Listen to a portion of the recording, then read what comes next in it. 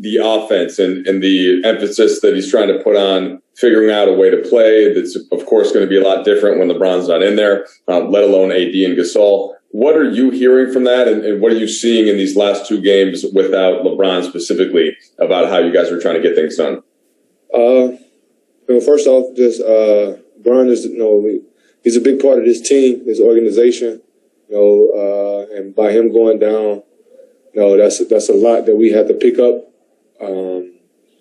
But as far as like just us, who's out here playing now, we got to play together, play for each other, make the extra pass, and not just going out there to being selfish. They got to be a team effort. Each game. We don't have two superstars in LeBron and AD. Everything else now has to be a team effort.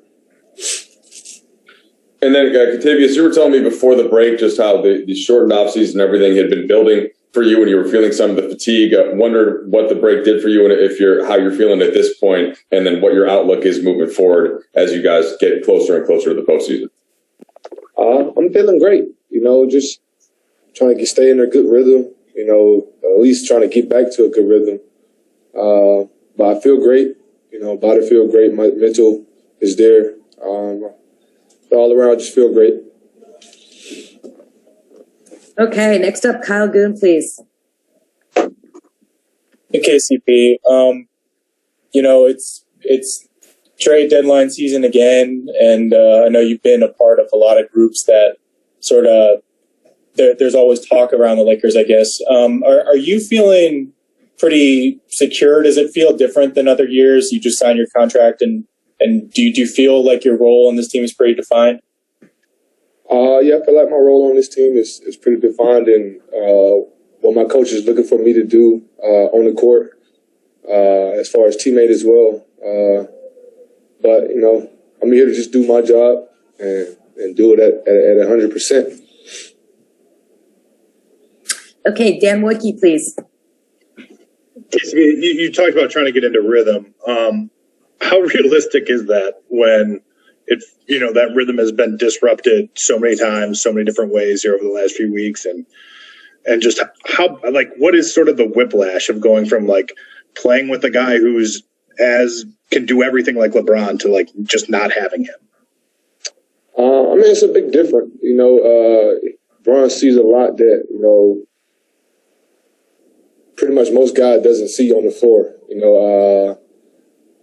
He's the most vocal out there when he's out there. We miss that a lot.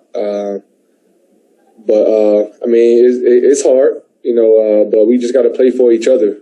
Try to make the easy play or the simple play, and just play basketball for each other.